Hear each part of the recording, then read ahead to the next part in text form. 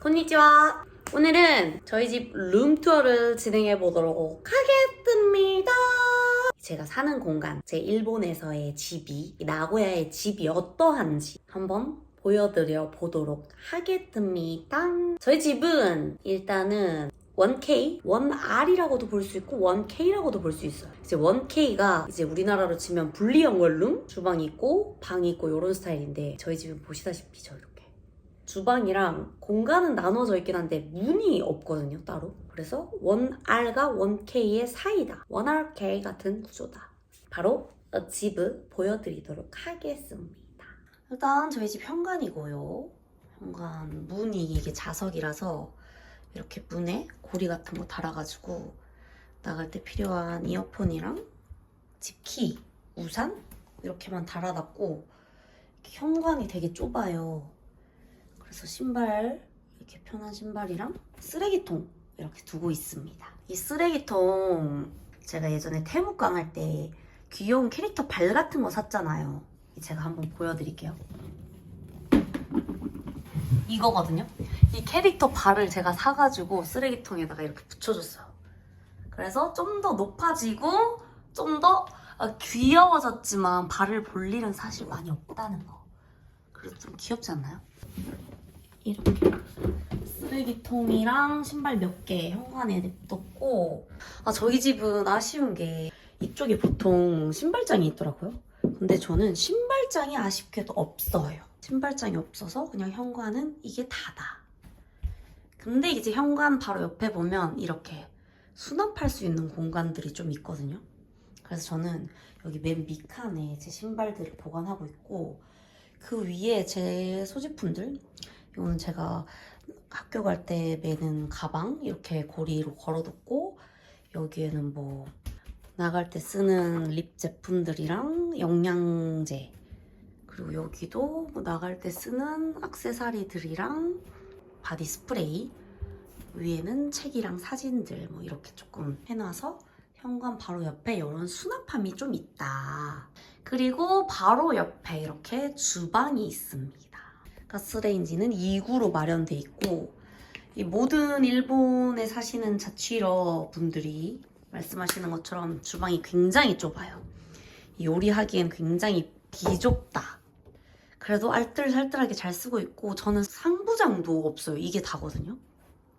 그래가지고 여기는 설거지하는 것들 놓는 위주로 쓰고 있고 위에 이렇게 접시, 그릇들 놓고 그리고 다른 분들 집 보면은 또 여기 주방에 수납 공간이 많이 없는 대신에 여기랑 여기가 다 자석이라서 뭘 붙일 수 있더라고요. 근데 저희 집은 자석이 아닙니다. 그래서 안타깝게도 아무것도 붙이고 사용할 수가 없어요. 그래서 여기에 넣고 여기에 고리 달아가지고 이런 식으로 쓰고 있고 이 미니미 도마를 이렇게 가로로 넣으면 자리가 부족하기 때문에 세로로 넣고 이렇게 요리를 착착착 하면서 쓰고 있다. 그리고 수저통은 그냥 컵으로 쓰고 있고요. 이거 너무 귀엽지 않아요? 이게 뭐냐면은 이게 그거거든요. 이 수저 받침대? 밥 먹을 때 밥 막 먹고 그냥 식탁에다 놓으면은 수저에 있는 반찬이나 밥이 다 묻잖아요. 그래서 이렇게 수저 받침대예요. 너무 귀엽죠? 이게 직접 만드신 거래요. 직접 만드신 도자기 제품 같은 건데 선배가 선물로 줬어요. 너무 귀엽다. 이렇게 뭐 주방은 이 정도가 답니다. 그리고 밑에 이렇게 팬더 고리 달아가지고 여기는 봉지나 장바구니 이런 거 담는 용도로 쓰고 있고 키친 타올 있고 키친타올, 주방용 타올 있고 여기 밑에 이렇게 밑에 하부장을 또 이렇게 정리해가지고 여러 가지 넣고 여기에 밑에 또 하부장이 있어서 여기에도 각종 뭐 식재료들 넣고 보관하고 있습니다. 자, 그리고 바로 옆에 이렇게 전자레인지랑 냉장고가 있는데 냉장고랑 옆에 사이가 좀 남아서 물들을 잔뜩 구비해놓고 먹고 있습니다. 그 난카이 지진인가? 그 일본에 있으니까 그 지진에 대한 유튜브 엄청 많이 뜨는데 너무 무서운 거야, 볼 때마다. 그래가지고 물은 항상 이렇게 잔뜩 구비해 놓고, 이건 비밀인데 이렇게 물 안에 보시면 이렇게 선물 받은 술도 숨겨져 있다. 그리고 이 냉장고 벽에 붙여져 있는 건 클립인데 귀여운 당근 모양의 클립. 이렇게 냉장고에 냅두고, 그리고 이거 너무 귀엽지 않아요? 이게 뭐냐면은 티 코스터거든요. 이것도 사람이 직접 손수 만든 거예요. 만드신 건데, 할머니 할아버지 분들이 만드신 건데, 티 코스터가 너무 귀여워가지고 이렇게 냉장고 위에다가 예쁘게 진열해두고 사용하고 있습니다. 어떻게 보면 이렇게 막 꾸미려고 천 냅둔 것 같아서 예쁜 느낌도 나서 좋은 것 같아요. 그리고 위에는 제가 먹는 시리얼이랑 제 보물창고. 제 보물창고에는 뭐가 들었냐면 말이죠, 과자랑 초콜릿들이 잔뜩 들었다는 거. 제 보물창고고요. 여기 주방에서 바로 이렇게 반대로 돌면 여기가 화장실입니다. 이 화장실 미닫이 문이 있고, 이 문을 열어주면 이렇게 화장실이 나옵니다. 화장실 여기 이렇게 세면대 위에 각종 제가 쓰는 용품들 정리해서 두고 있고, 여기 화장실 아래 수납함에 보시면은 여기 안에도 이렇게 단 같은 거 쌓아가지고 정리해두고 있고, 전 드라이기랑 이런 고데기 선 같은 게 보이는 게 너무 싫어가지고 다이소에서 이런 거 사서 걸어주는 방식으로 쓰고 있거든요. 근데 이거 좋은 것 같아요. 추천합니다. 이렇게 안쪽으로 걸어서 문을 숑 닫으면 깔끔하게 아무것도 안 보인다. 되게 깔끔한 화장실처럼 보인다. 그리고 세탁기가 이렇게 있는데, 세탁기랑 세면대 사이에 틈이 조금 남아서 여기에다가 딱 맞는 거 찾고 싶었는데 거의 다 여기 틈보다 크더라고요. 최대한 얇은 선반을 사가지고 이렇게 위쪽에는 제 화장품들 놓고, 아래층에는 세탁용품, 그 밑에는 청소용품, 이런 식으로 해가지고 쓰고 있습니다. 그리고 이 세면대 여기 칸에 보면은 이렇게 양쪽에 문이 있는데, 이 오른쪽 문을 열면은 화장실입니다. 화장실이 이렇게 있습니다. 이렇게 문 닫고 딱 볼일 보면 아늑한 사이즈의 화장실이 이렇게 있고요.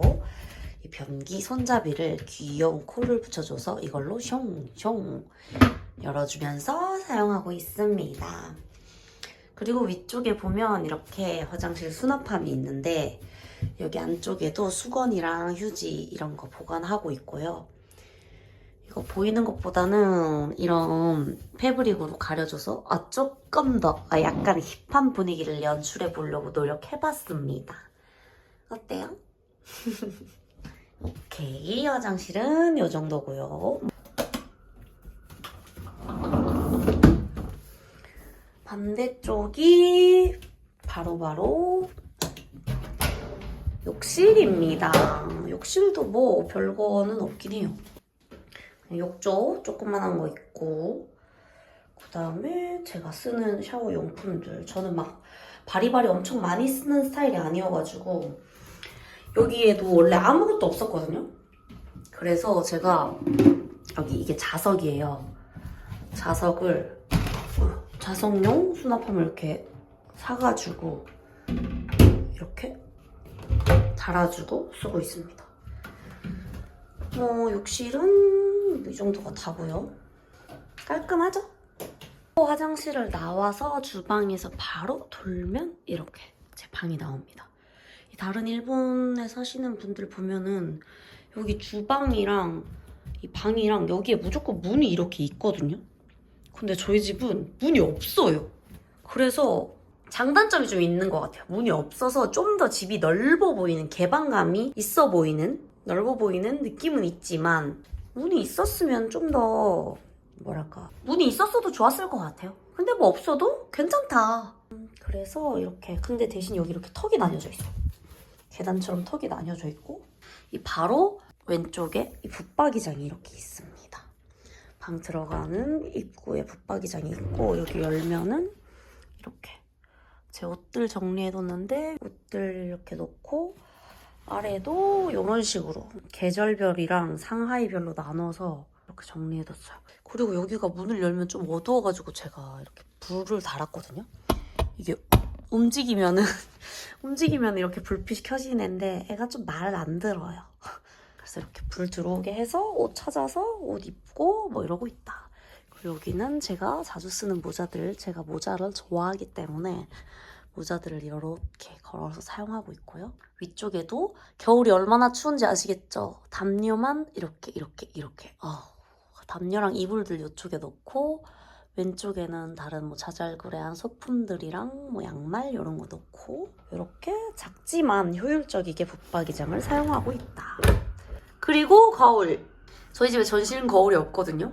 근데 이 전신 거울을 사서 두려니까 그것도 자리를 차지하는 것 같은 거야. 그래서 제가 이거 붙이는 거울을 샀어요. 그래서 붙박이장에 붙였는데 이게 단점은 이게 다 나뉘어져 있어. 층층이 나뉘어져 있어서 되게 사람이 봤을 때 뭐랄까 삐뚤빼뚤해 보인달까? 그치만 잘 사용하고 있습니다. 그리고 이제 방으로 들어가면 제 방 보이는 모습이 이렇습니다. 짜라짜란 짠. 어때요? 그래도 나름 뭐가 많이 생겼죠? 먼저 침실이라고 하긴 그렇지만 침구 쪽 먼저 보여드릴게요.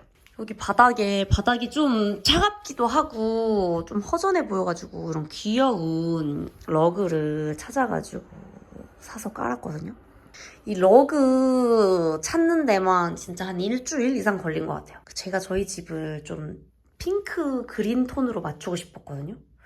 근데 찾다가 겨우 찾은 게 이겁니다. 막 완전 이런 스타일을 원했던 건 아닌데 그래도 나름 귀여운 것 같아요. 이게 있어서 방이 좀 더 화사해 보인달까? 귀여워 보인달까? 그래서 이런 러그를 깔아줬고 이쪽에는 침대인데 제가 원래는 매트리스, 접이식 매트리스만 놓고 쓰고 있었거든요. 이게 매트리스예요. 매트리스만 쓰고 있었는데 일본 집이 습기가 진짜 너무 많이 차더라고요. 그래가지고 매트리스 밑에 이런 스노코라고 해야 되나? 나무로 된 거 깔아가지고 습기가 안 차게 매트가 바닥에 바로 안 붙게 해주는 거 깔아서 쓰고 있고 옆에 이렇게 귀여운 조명을 뒀는데 원래는 협탁을 이렇게 두려고 했어요. 근데 협탁을 또 어떤 걸 골라야 될지도 모르겠고 해가지고 찾다가 그냥 이렇게 쓰고 있습니다. 협탁 없이 이렇게 바로 옆에 두고 자기 전에 이것만 켜가지고 분위기 있게 조금 취침 분위기를 만들어주고 여기서 이렇게 잠을 잡니다. 그리고 침대 앞에는 이렇게 귀여운 펠릭스 천을 걸어가지고 디자인을 해줘봤고요. 그리고 앞쪽에는 TV랑 TV장. 이 TV장도 제가 선반을 옆으로 가로로 눕혀가지고 쓰고 있는데 TV장 가리고 싶어가지고 이런 거 패브릭 사가지고 가려놨어요. 똑같은 펠릭스고요. 잘 안 보이지만 펠릭스. 그리고 안에는 뭐 책이랑 이런 거 저런 거 담아서 이렇게 가려놨습니다. 그리고 이 귀여운 돌돌 있는 소품으로 사용하고 있고요. 이렇게 꽃병에다가 꽃을 담아놔서 집이 조금 더 화사해 보인다. 시계 달 때 시계도 못을 박아가지고 달아야 되는데 이 벽에다가 못을 달면 안 된단 말이에요. 그래가지고 어떻게 해야 될까 엄청 고민하다가 보이시죠? 이 에어컨 선 있는 이 콘센트 있는 이쪽은 플라스틱 재질이니까 여기에다가 고리를 붙여가지고 이렇게 걸어서 사용 중입니다. 아 그리고 진짜 신기한 게 이게 도대체 뭘까 했거든요. 이게 처음에는 이 누리끼리한 이 색으로만 이렇게 네모나게 있어서 너무 안 예쁜 거야. 그래서 제가 스티커랑 이런 것들로 예쁘게 꾸며줬는데 이게 뭐냐면 이렇게 누르잖아요? 그러면 여기 소리 들리세요? 환풍이 되는 시스템인가 봐요. 환기구? 환기구라고 해야 되나? 저는 원룸에 이런 환기구가 있는 건 처음 봤어요. 너무 신기해가지고. 근데 뭐 환기 필요할 수 있으니까. 근데 보통 저는 이걸로 환기하는 스타일은 아니고 그냥 창문을 여는 스타일입니다. 그래서 이거는 이렇게 닫아두고 있고 옆에 이렇게 제 베란다입니다. 이렇게 기차가 하루 종일 다녀요. 저기다가 이렇게 빨래 걸어서 쓰고 있고 별거 없어요. 그냥 이게 다예요. 여기 바깥에 베란다 이 정도가 다고 그리고 커튼은 이중으로 해서 소리가 조금이라도 좀 차단되게 암막 커튼이랑 이렇게 얇은 커튼 2개 써가지고 막아주고 있고 이 귀여운 커튼 마리로 이렇게 평상시에는 커튼을 이렇게 접어뒀다가 밤에 잘 때 착! 커튼을 치고 잡니다. 근데 안타깝게도 이 커튼 마리를 샀는데 하나밖에 안 와서 반대쪽은 그냥 이렇게 걷어서 사용하고 있습니다. 여기서 왼쪽으로 돌면 짜라잔! 책상이랑 의자를 살까 하다가 코타츠, 제사랑 코타츠 없어서는 안 될 코타츠가 들어와서 코타츠에 이렇게 자식 의자 놓고 사용하고 있고요. 옆에 이렇게 귀여운 포스터들을 붙여줬고 그 밑에 선반에다가 예쁘게 여러 가지들을 놓고 쓰고 있는데 여기 저희 집에 중요한 역할을 해주는 귀중한 생명들입니다. 우리 집에 생기를 불어넣어주는 좋은 친구들이고요. 이 두 개는 화분을 제가 샀는데 이거 두 개? 이 친구는 제가 마트에서 산 친구들이거든요. 그래서 얘는 아이스크림 통이랑 얘는 요거트 통에다가 씻어가지고 귀엽게 사용하고 있는데 나름 귀여운 것 같아서 좋아요. 그쵸? 그리고 밑에는 귀여운 곰돌이 휴지랑 이거 너무 귀엽지 않아요? 이거 자랑할 만한 거다. 이거 그냥 물티슈 물티슈 통이거든요. 물티슈 통인데 이게 그냥 이 흰색으로만 된 거였어요. 제가 예쁘게 꾸미고 싶어가지고 이 털 같은 걸 사가지고 붙여줬습니다. 그래서 안에는 이렇게 물티슈가 있다. 근데 이렇게 두면 굉장히 소품 같고 예쁘다. 그리고 여기 방향제 뒀고 애기들 주는 물 뿌리게. 그리고 이것도 제가 아까 보여드렸던 그 수저 놓는 광어 그 친구랑 같은 친구들이거든요. 수저 받침대거든요. 이것도 다 손수 만드신 건데 물고기 모양 너무 귀엽지 않아요? 너무 귀여워서 이거 두 마리는 이렇게 소품으로 사용하고 있어요. 너무 귀엽죠? 그리고 이 친구는 인형 뽑기에서 뽑은 친구예요. 별의 카비. 그리고 여기 옆에는 제가 좋아하는 편지 두고 여기는 제가 컨버스 신발 박스를 이렇게 잘라가지고 나름 귀엽게 지붕처럼 만들었는데 여기 안에는 삼각대 같은 거 보관하고 있고 여기는 제가 자주 쓰는 가계부랑 아이패드 커버 두고 사용하고 있습니다. 그리고 옆에는 코타츠인데 코타츠 이불은 이제 더워서 빼고 책상으로 사용하고 있고 옆에 이 귀여운 수납 정리함을 샀는데 생각보다 넣을 게 많이 없더라고요. 그래서 이 도서관에서 빌려온 책들이랑 제가 읽는 책들 여기 두고 각종 리모컨이랑 마우스 이런 거 보관하는 용도로 사용하고 있습니다. 그리고 이 선들이 저는 이렇게 막 디리디리 막 더럽게 널브러져 있는 게 너무 보기가 싫더라고요. 그래서 이런 완두콩을 사줬거든요. 그래서 선들을 이렇게 꼭꼭꼭꼭 꼽아서 보관하는데 굉장히 편리하고 선이 정리가 돼서 나름 괜찮다. 이거 책상에 붙여서 사용하고 있고 근데 뭐 여기까지는 정리가 되진 않아요. 이 정도는 어쩔 수 없죠. 그리고 돌면은 이렇게 이쪽에도 제가 이게 멀티탭 넣는 통이거든요. 멀티탭 넣는 통을 사가지고 최대한 깔끔하게 보이게끔 했고 근데 아쉬운 건 이게 다 안 닫혀. 이게 이렇게 안에 멀티탭이 들어가 있거든요. 근데 이 애플 충전기가 너무 높아가지고 이쪽은 안타깝게도 다 닫히질 않습니다. 그래서 대충 얹어놓고 쓰고 있고 여기는 이렇게 제가 위쪽에는 이렇게 인센스 피우는 거랑 조명 밑에는 커피 용품들 그리고 아래는 포트랑 귀여운 수납함 토스트기 밑에는 밥솥 이렇게 놓고 사용하고 있습니다. 밥솥도 주방에다가 사실 놓으면 좋은데 놓을 자리가 없어가지고 여기다가 놓고 밥 할 때만 꺼내서 쓰고 있는데 괜찮은 것 같아요. 저는 한 번 할 때 밥 많이 해서 냉동시켜 놓는 편이거든요. 그래서 여기 이렇게다가 두고 쓰고 있다. 베란다 쪽에서 바라본 저희 집은 이런 스타일입니다. 되게 뭐가 없죠? 금방 끝났네 룸투어가. 이렇게 돼 있다. 이렇게 저는 살고 있습니다. 룸투어라고 할만 했나요? 처음에 진짜 아무것도 없었는데 그래도 나름 소품들, 귀여운 소품들이랑 이런저런 게 많이 들어와가지고 그래도 집이 조금 귀여워진 감이 있고요. 깨끗하게 살려고 노력하는 스타일입니다. 이렇게 저희 집 룸투어를 마치도록 할게요. 별거 없는 저희 집 봐주셔서 너무 고마워요. 귀여운 알리펀트 송씨와 함께 꺄꺄. 자, 저희 집은 이런 스타일이었습니다. 이런 구조고요. 이제 저희 집에 대해서 좀 설명을 해드리자면 저희 집은 나고야시에 위치하고 있고 위치는 시내는 아니에요. 시내는 아니고 지하철역에서는 걸어서 한 10분 이내 정도 걸리는 것 같은데 나름 가까이 있다. 그리고 시내가 아니어가지고 장단점이 있는데 사실 처음에 이 집 와보고 나서는 바로 이사 가려고 집을 찾아봤거든요. 근데 이사 나가려고 하니까 돈이 어마어마하게 들더라고요. 이 집에 들어온 날, 다음 날 바로 집을 찾아봤는데도 이사를 하는 게 또 쉽지 않잖아요. 짐이 그때는 없었지만 여기 퇴거할 때 내야 되는 계약 못 지킨 거에 대한 돈이랑 퇴거 시 청소 비용도 무조건 내야 된다 그러고 이런저런 이유들 때문에 그냥 여기서 1년 살기로 했어요. 근데 진짜 아쉬운 건 사실 조금 한 몇만 원만 더 보태면 시내에도 살 수 있거든요.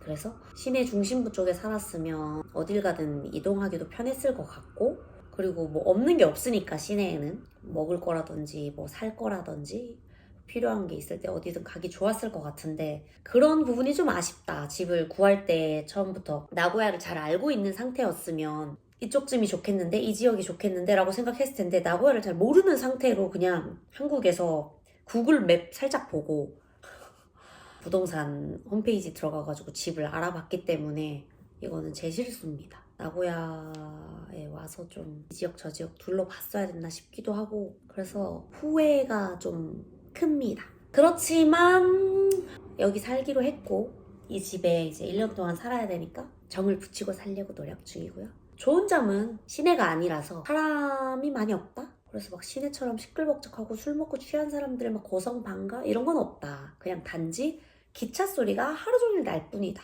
단점은 정말 주변에 아무것도 없다. 아무것도 없어요. 제가 한국에 있을 때는 시내에 살았거든요. 거기 살다가 여기 오니까 서울에 있다가 시골로 온 느낌? 저도 이런 삶에 익숙해져야죠. 그렇고 저희 집은 야칭이 어떻게 되냐 야칭만 하면 5만엔입니다. 도쿄나 다른 지역들에 비하면 되게 싼 편이죠. 야칭은 5만엔 그리고 거기에 관리비가 8,000엔 그래서 매달 58,000엔 그러니까 58만원 정도가 관리비 포함 월세라고 생각하시면 되고 거기에 고정비라고 해서 관리회사에 매달 내는 돈이랑 마을 회비가 또 있대요. 그래서 그런 것까지 다 합치면 매달 6만엔 정도 나간다. 고정비용은 6만엔 정도 월세가 나간다라고 보시면 되고 여기에 이제 수도세, 전기세, 가스비는 다 불포함이기 때문에 이 세 가지는 제가 쓰는 만큼 나오는데 제가 지금 아직 2달도 채 안 살았단 말이죠. 그래서 수도세는 아직 청구가 안 됐어요. 대략 수도세 35,000원 정도 나온다 그러고 전기세는 3만원 나왔고 가스비 4만원 해가지고 총 공과금이 11만에서 12만원 정도 나갈 것 같다. 그래서 매달 72만원 정도의 고정요금이 빠져나간다 라고 보시면 될 것 같기도 하네요. 그리고 저는 한국에서 집을 어떻게 찾았냐 일단은 워홀 사이트에 들어가가지고 한인 부동산들 리스트를 쭉 뽑았어요. 뭐 아주르 있고 뭐 민트 부동산 있고 또 뭐 있더라 한 5개 정도를 뽑아가지고 일단 집 들어가기 2달 전부터 연락을 했는데 일본은 나가기 1달 전? 이때쯤에 집이 나온다고 하더라고요. 부동산에. 우리나라는 집을 되게 조금 일찍 보러 가야 되잖아. 너무 일찍은 아니더라도 한 2달 전부터는 집을 구해야 되잖아요. 근데 2달 전에는 제가 집을 구했을 땐 집이 없었어요. 거의. 아직까지는 없고 가까워지면 가까워질수록 집이 나온다 라고들 해가지고 2달 전부터 계속 찾아보고 연락하고 알아보고 뭐 이렇게 했는데 일단은 제가 알아본 한인 부동산들이랑 계약을 하진 않았습니다. 한인 부동산들이랑 계약을 하진 않았고 여기 있는 선배 통해가지고 선배가 늘 계약하는 부동산 통해서 저는 계약을 했고요. 일단 그 부동산들에게도 많이 연락을 했지만 제가 계속 일본 부동산 사이트 홈즈랑 수모라고 있거든요.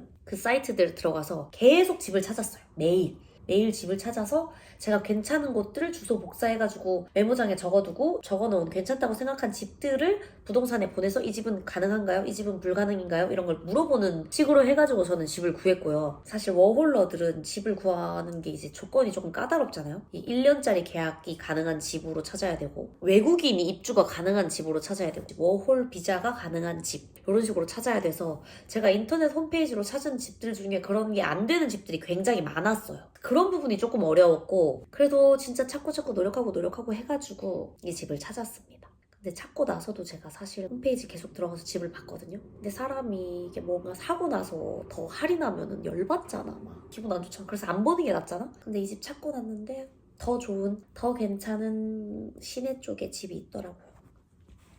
그래서 아쉬웠다. 그리고 또 제가 한 가지 까다로웠던 조건이 있는데요. 기르고 있는 강아지가 같이 와야 되기 때문에 가장 중요한 그리고 가장 힘든 조건인 강아지가 가능한 집. 이것 때문에 사실 저는 진짜 힘들었어요. 1년 계약에 워홀 비자 가능, 외국인 입주 가능에 강아지까지 가능한 집으로 이렇게 조건을 해서 찾으니까 똑같은 가격이어도 100개, 200개 있는 집이 그 4가지 조건을 입력하면 아예 10분의 1로 줄어요. 집이 한 10개 정도밖에 안 되거든요. 그래서 이 중에서 골라야 되는 거야. 그러니까 같은 가격에 더 좋은 조건의 집을 갈 수 있지만 저는 저에게 맞춰야 하는 조건들이 까다로웠기에 이 집을 구하는 게 쉽지 않았다. 그렇다. 그리고 집 구할 때 민트 부동산이 진짜 친절하게 잘해주셨어요. 제가 만약에 오사카로 워홀을 갔다면 민트 부동산이랑 하지 않았을까. 그래서 저는 제 초기 비용은 보험료, 화재보험 뭐 이런 보험료를 내야 되더라고요. 보험료에 또 보증료, 중개 수수료, 뭐 키 교환비 이런 것들 초기 비용이 많은데 중개 수수료가 16,500엔 정도 들었고 키 교환비가 또 한 20 얼마였, 그러니까 2만 몇천 엔 정도였는데 거의 20만 원 되는 돈이었는데 그 키 교환비를 깎았다는 거. 그리고 보험료 2만엔, 보증료 29,645엔 이렇게 해가지고 초기 비용은 13만 2,955엔이 들었습니다. 그러니까 한 135만 원 정도가 들었다고 볼 수 있겠네요. 되게 나쁘지 않은 가격이죠? 그런데 여기서 한 가지, 저희 집은 레이킹이 있어요. 나갈 때 한 달치 야증을 내야 되고 그리고 퇴실 시 청소 비용이 49,500엔. 그러니까 제가 여기 청소 비용을 50만 원을 내주고 가야 돼요. 제가 들어왔을 때 보니까 이 벽지부터 이 장판까지 다 새 거 같은 느낌이었거든요. 그러니까 사람이 퇴실할 때 청소 비용을 50만 원 정도 내면 이 도배 장판을 싹 새로 하는 게 아닐까 싶어요. 퇴거 시 클리닝 비용 49,500엔에 한 달치 야증 58,000엔에 그리고 에어컨 세척비가 또 있어요. 에어컨 세척비 16,500엔 해서 퇴실 시에 내야 되는 돈이 12만 4천엔이네요. 초기 비용이 13만 2,955엔이었는데 퇴실 비용이 12만 4천엔이니까 이거 다 합친다 치면 초기 비용이 25만 6,955엔. 그러니까 한 260만 원 정도 된다 라고 보시면 될 것 같아요. 저희 집 소개는 이 정도고요. 나고야에 오실 계획이 있으시거나 나고야 워홀을 고민하시는 분들이라면 제 수준의 가격에서 저보다 조금 더 좋은 위치 잘 찾으면 1K 정도의 집은 구할 수 있을 거라고 생각합니다. 어쨌든 집 구하는 거는 발품을 잘 파는 게 중요하니까 무조건 한인부동산에 맡기지 마시고 본인이 홈페이지 들어가서 시시때때로 확인해보고 이 집 되나요? 저 집 되나요? 이렇게 부동산 분들에게 꼬치꼬치 물어보시는 게 더 좋은 집을 구하는 방법이다 라고 설명을 드리고 싶네요. 네, 오늘 이렇게 저희 집 룸투어 겸 집 소개를 마치도록 하겠습니다. 워홀 하시는 분들, 워홀 하실 분들, 일본 생활에 관심 있는 모든 분들에게 도움이 되셨기를 바라면서 이만 물러가 보도록 할게요. 사요나라!